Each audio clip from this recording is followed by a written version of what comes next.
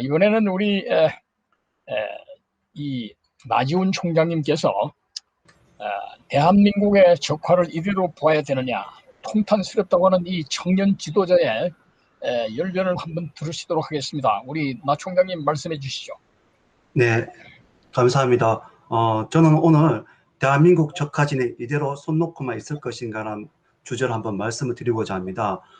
마지막에 저희가 또 제안하는 것도 있으니 끝까지 한번 경청해 주셨으면 좋겠습니다.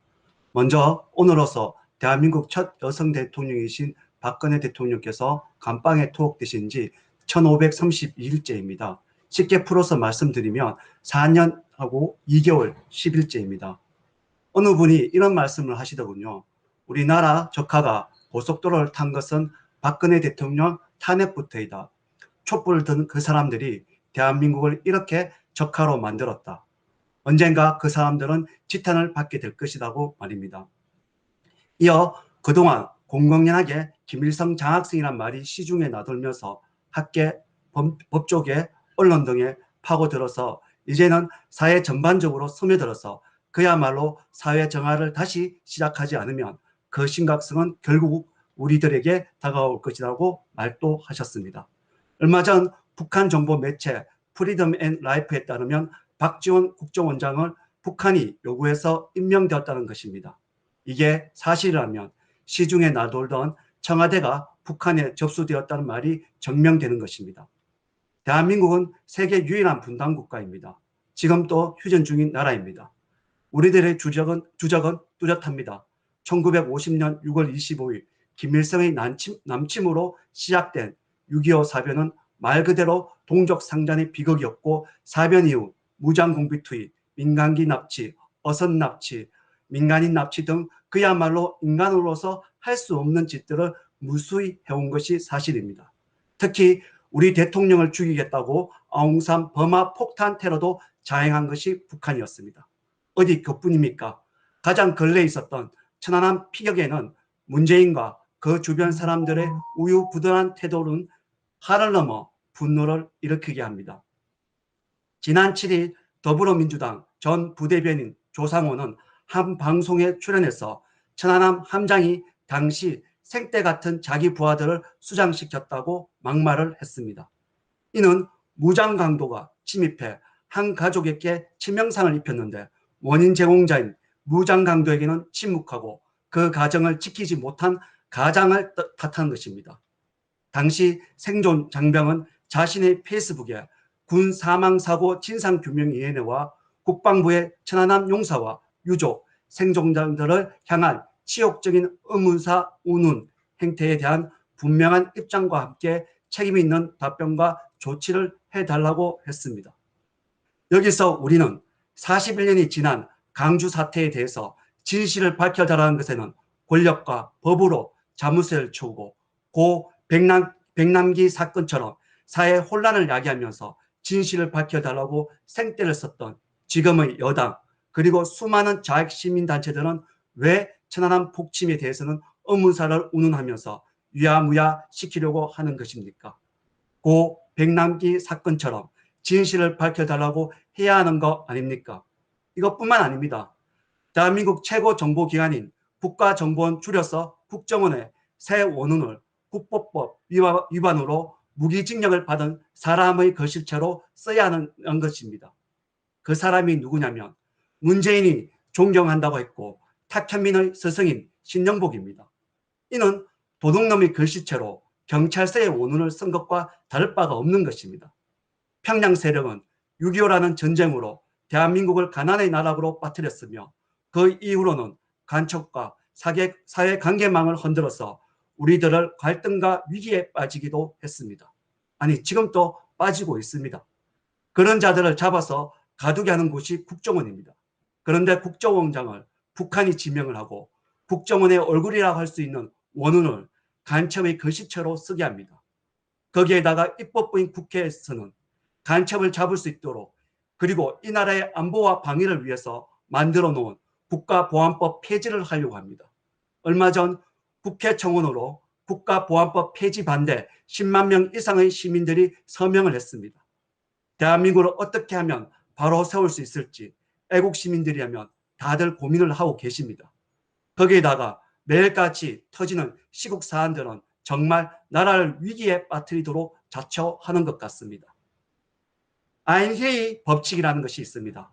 하나의 큰 사고가 일어나기 전에 300번의 징후와 29번의 경고가 있다고 합니다. 어쩜 우리들에게는 300번의 징후도 끝났고 28번째 경고가 있었는지도 모릅니다. 나머지 하나의 경고를 막기 위해서 지난번 이 자리에서 시간상 말씀 못 드렸던 것을 지금 말씀드리고자 합니다. 지금 많은 분들이 일사불란하게 움직이는 노예 근성의 좌파들을 부러워합니다. 그런데 곰곰이 생각을 해보십시오. 우리들에게 사람이 없습니까? 단체가 없습니까? 결정적인 마음은 얼마든지 하나로 만들어진다고 생각합니다. 매일같이 터지는 시국 사안에 신속히 대처를 하고 특히 다가오는 대선에서 앞선 서울시장, 부산시장 재보선 선거를 제외하고 허무하게 당하지 않기 위해서는 우리들이 긴밀하게 움직일 수 있는 실제적인 연락망을 하나 만들어야 된다고 생각합니다. 탄핵전으로 만들어진 수많은 단체들이 있습니다. 유명무실한 단체도 있겠지만 소수의 인원으로 탄탄하게 이어가는 단체도 많다고 생각합니다. 따라서 20인 이상 단체들이 적시 네트워크를 형성해서 성명서 발표, 기자회견, 나아가서는 집회까지 신속히 할 수 있도록 연락망을 하나 만들었으면 합니다. 따라서 역사투기 포럼은 가칭 사무총장 연합회를 만들자고 제안을 합니다. 긴급히 제안하고 또 하니 잘 들어주시기 바랍니다. 앞서 말씀드린 대로 20인 이상 단체들은 반드시 대표와 사무총장이 있을 것입니다. 그 어떠한 사건이 터지면 그 단체에서 논의된 것을 사무총장들이 모여서 또 그렇게 정리를 해서 사무총장 연합회에서 각 단체가 즉시 할 수 있는 것들을 분배해서 한다면 지금보다는 우리들의 목소리를 좀 더 확장성 있게 할 수 있을 것이라고 생각합니다. 여기에다가 각 단체의 대표는 자연스럽게 헤드쿼터가 되기 때문에 사안의 결정도 신속하게 이루어질 것이라고 생각합니다. 앞서 말씀드린 일련의 사건들은 대한민국이 공산국가가 되는 300번의 징후를 넘어 28번의 경고까지 왔는지도 모릅니다. 마지막 그 한 번의 경고를 막기 위해서 신속히 사무총장 연합회를 만들자고 거듭 제안을 드립니다. 관심 있는 단체 사무장님들께서는 네이버에서 역사투기 포럼을 검색하시면 전화번호가 나옵니다. 그리고 여기서 전화번호를 말씀드리면 070-8864-2019 070-8864-2019입니다. 편하게 전화를 주십시오. 허심탄회하게 논의해서 모두가 바라는 올바르고 떳떳한 세상을 한번 만들어 봅시다. 그럼 우파도 의리가 있다는 소리를 자연스럽게 들을 수 있을 것입니다. 나가 아닌 우리를 나아가서는 내 자식과 내 후손들을 위해서 애국이란 뜨거운 마음에 하나로 모이자는 생각을 해주시면 감사하겠습니다. 이상입니다. 역사투기 포럼은 이러한 각오로 전진하겠습니다. 끝까지 지켜봐 주십시오. 감사합니다.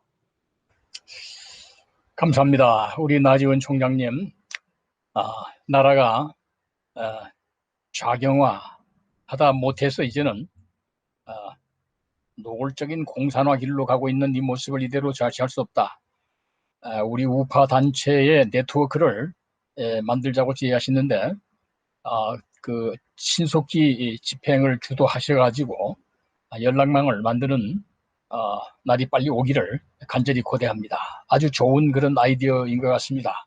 아주 지금 시기가 위기의 상황으로 가고 있습니다. 이들은 노골적인 그 사회주의 개헌을 진행하겠다고 공공연히 파상 공세를 하고 있기 때문에 국회에서 이것이 제대로 저지가 안 되면은 결국 시민들이 하다못해 쇠가랭이라도 들고 국회로 달려가야 되는 사태가 오지 않을까 지금 위기가 점점 고조되고 있는 것 같습니다. 감사합니다. 그러면은 오늘은 그런데 저들이 지금 국회에서 저 법을 이제 정말 상정을 시켜서 표의 압도적인 다수를 가지고 막 통과시키려고 할 때는 드디어 이제 이 좌우 엄청난 힘의 대결이 올 것 같은데 지금 최근에 프리덤 앤드 라이프라고 하는 뉴스에서 우리 아까 역사 독일 포럼에 우리 나지원 총장님 말씀하셨는데, 이 박지원이와 이인영이가 북한 김정은이가 이 임명을 요구해서 문재인이가 이 박지원이는 최근에 문재인을 약간 비판하는 그런 경향도 있었거든요. 그런데 이걸 갑자기 국정원장으로 임명했다 이 말이죠. 그래서 이상하다고 그랬는데 그런 보도가 나왔어요. 김정은이가 임명을 요청을 해서 문재인이가 김정은이한테 남북 회담을 구걸하는 그런 선에서 말을 들어줘가지고 박지원을 임명했다. 뭐 그런 얘기가 있는데 어떤 내용인지 좀 자세히 좀 설명해 줄 수 있을까요? 우리 나지원 대표님, 총장님. 제가 많은 분들이 알고 계실 건데요. 프리덤 라이프에서 리버티에서 어떻게 했냐면, 박지원 지금 국정원장을 이제 북한에서 지명을 했다. 이게 요지인데, 그게 이제 북한 매체를 많이 다룬 것이기 때문에 신빙성이 전혀 없진 않다고 보여지고요. 저는 이제 그런 부분도 그렇지만, 좀 전에, 저는 아직까지 좀 여기 계신 선배님보다 나이가 어리기 때문에 이렇게 생각한지 모르겠지만은, 지금 우리 이상로 대표님께서 말씀하시는 걸 들으면서 공감하는 부분도 있는데, 조금은 지금 사실 악랄한 사람들 아닙니까? 악질적인 사람들에 대해서 너무 우리가 좀 기대치를 가지고 있지 않는가라는 생각이 듭니다. 무슨 얘기냐면, 저들에게 분열은, 글쎄요, 우리 우파에서 가지는 분열이 보다 그들에 비하면 저들은 분열도 아닙니다. 저들은 어떻게 하든 그 권력을 창탈하기 위해서 그 학생 운동부터 시작해서 왜 586이라는 말이 있겠습니까? 386에서 586, 즉 자그마치 20년이나 이렇게 지났고 국회를 장악했고 국회 속에서 법으로 모든 걸 하고, 심지어 지금은 주민자치위원회라는 것을 마치 북한 괴뢰군들이 하는 것과 똑같이 지금 해서 보다 더 악질하고 더 악랄하게 하지 않으면 우리 먹힌다고 보거든요. 제가 발표 때 말씀드렸지만 알린이라는 법칙이 있습니다. 하나의 큰 사건이 오기 전에 300번의 징후와 29번의 29번의 경고가 있다고 합니다. 우리는 어쩌면 300번의 징후를 20년 동안 저 주사파들에게 알면서 그냥 설마 대한민국이 설마 이렇게 되겠냐고 했을 겁니다.